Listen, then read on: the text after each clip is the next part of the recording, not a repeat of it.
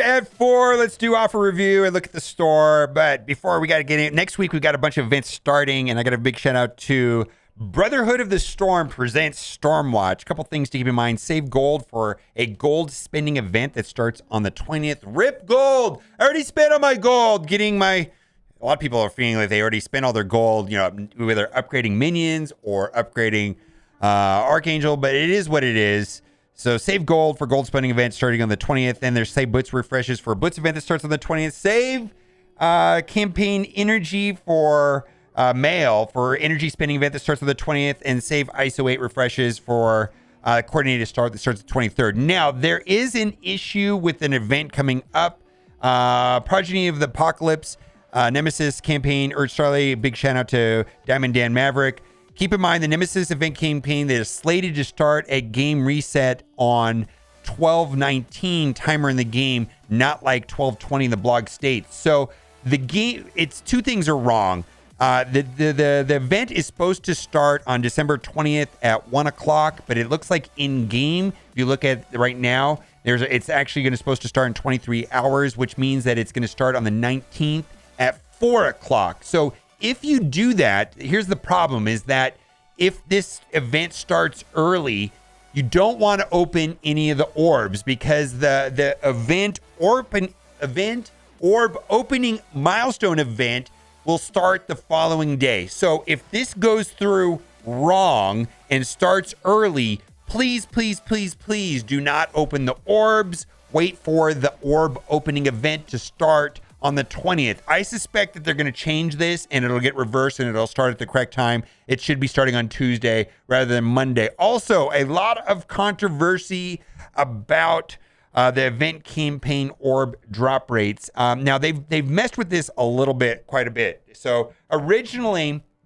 the featured character inside of these orbs used to have a 14% drop rate, and then when Nakia, they dropped it down to 9%. And then on for Nemesis, it's actually at 12.47. And according to Boylon, that means that they will have an estimated of 4.88 shards per orb, where in the past it used to be like 5.4. So they are definitely changing the drop rates on the event campaign, and all event campaign events are supposed to start on Tuesday. And like I said, if they do in fact start tomorrow on Monday, save those orbs until the milestone event starts, because typically there's first time completion and you get more orbs going through the easy node based on the way that they did the Nakia event. Also, people have been asking the Death Seed ISO setup, and I want to point out that there is maybe an exception to this that we're finding, and I've seen way too many people asking. Everyone is a striker besides Dark Beast. Why, you might ask? Dark Beast assists on every Death Seed attack, and the 4 members will get a triple attack every turn. So it's kind of like the Infinity Watch with Nebula. You make Nebula skirmisher and the rest of them striker. But there may be a case for making Magneto a skirmisher, and I've been seeing this pop up in a lot of different places. If you put skirmisher on Magneto, then on first and second raid nodes, when Dark Beast assists, you'll clear the taunt from Strife, and Drax will allow you to clone whomever you want to clone.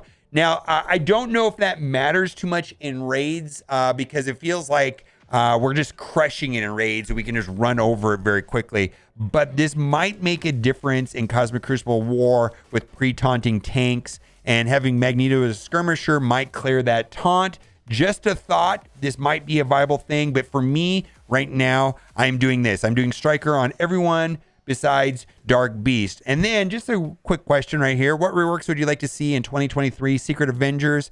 I don't want to build an entirely new team. Just give us 2 members and rework the others. Yeah, and Secret Avengers and the skill part of the Doom raids, Doom 3.5, definitely is the hardest part. In Humans, Black Bolt, Crystal Medusa, Gorgon, Ahura, Cosmic Crucible will be really fun with them. Fantastic Four never really had their time to shine.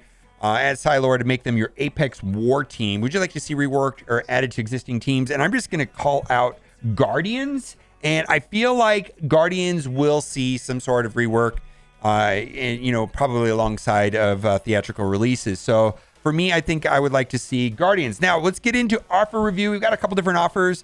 We've got some minion offers right here. If you want to get a jump start on the Scourge for unlocking Archangel. So right there, we've got 310. I think Stitcher's the carry. Again, I don't feel like this is a good team at all. And we're going to talk about Star-Lord T'Challa here in a minute. But I feel like it's good for unlocking Archangel. But I feel what I'm hearing is that you don't need a lot to get through it. And most people are pretty thrilled that they were able to unlock him relatively easily without having to put upgrade these up to like gear tier 15 or 16. You just didn't have to do it. But it's still trash. People that were starting at gear tier level 1, it's just a complete waste of training materials, complete waste of gold. So yeah, again, I feel like minions, for being the requirement of the first 2 nodes, no matter which way you look at it, is still pretty garbage. We've got an offer right here. I don't buy these, but typically anchor pricing on T4 ability materials is $10 for 100. So this is for $5, and then you get an ice cube, which goes towards the spending event, which is kind of ironically has to do with ice cubes. If you think about it, it's kind of funny. But yeah, that is a good price if you buy those. Then right here, we've got a War Orb. So this is 5 War Orbs, which is going to be the Red Hulk Orb. Now, they're guaranteed to give 2. So basically what this is, this guaranteed 10 Red Hulk shards. Not really a great price if you're purchasing these. I believe these orbs will average a little more, somewhere around 3.5 Red Hulk shards per orb. Not high value. I value them typically at $3 a piece, but just keep that in mind. And there's other things in those orbs other than Red Hulk, but I think that's the main reason why people buy them. They have, of course, the rest of the gamma in there as well. Then I just wanted to point this out. This is a scam. 3 to 5 Red Star draft for Black Panther 1 mil, 3, 4, or 5, and that is accurate. It is 3, 4, or 5. I hope nobody is buying this thinking that it is equal chances 5, 6, or 7. No, it is equal chances of 3, 4, 5, which is more or less useless for most people. Then we have a pretty good orb right here. I think this is reasonable enough. We've got 50 Vision and 20 T4 ability materials for $5. I think that is reasonable enough to get your Bionic Avengers up and running. Also, I didn't really use them inside of the Scourge other than sacking node 10 to get rid of, I believe, Echo, which prevents the assist, which is vital for running War Dogs. So they weren't super helpful themselves for me personally inside of the event. Other people have had better luck with them, but they're of course used inside of the raids, so I think that's fine. Right here, we've got $10 for 5 members of the Sinister Six, which are not that great themselves right now. Green Goblin's been put onto a different team, Underworld. This team will help you work towards unlocking not only Shuri, but Invisible Woman. So just keep that in mind if you want to work on the legendary events for Shuri, Invisible Woman. That'll help you with that. And then we've got trash. Oh my God. So this is just expensive. And $59.99, and this will also go towards that new stamps milestone that's on the web store. So if you're going to buy this, I guess buy it on the web store so you can get the first level of get your stamp thing on that 7-day milestone, which only applies towards offers that are $60 or more or $59.99 or more. This is not great pricing, but yeah, War Dogs did work very well for me on nodes 5 and 10 in the Scourge for myself personally. In my first run, I was able to go on, a difficulty 8 with 356 Scourges. I had like a 3 million run in my first one.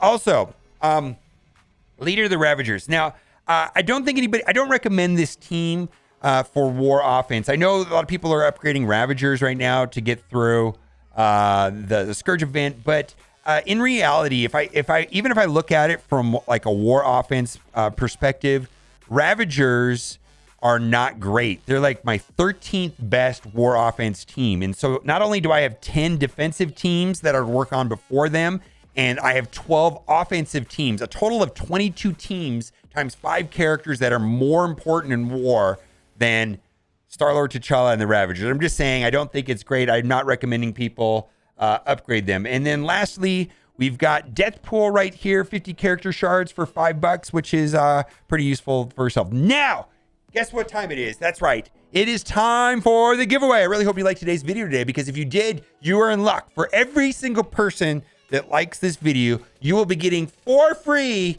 in your account an 8-star Thanos. This is not a scam. I guess McDonald's doesn't do any of the characters anymore. No more Grimace, no more Hamburglar, no more Ron McDonald. It's all gone. But anyways, we still have our 8-star Thanos there. It's not a scam. All right, guys, let me know what you think in the comment section. As always, thanks for watching and keep on gaming. Bye for now.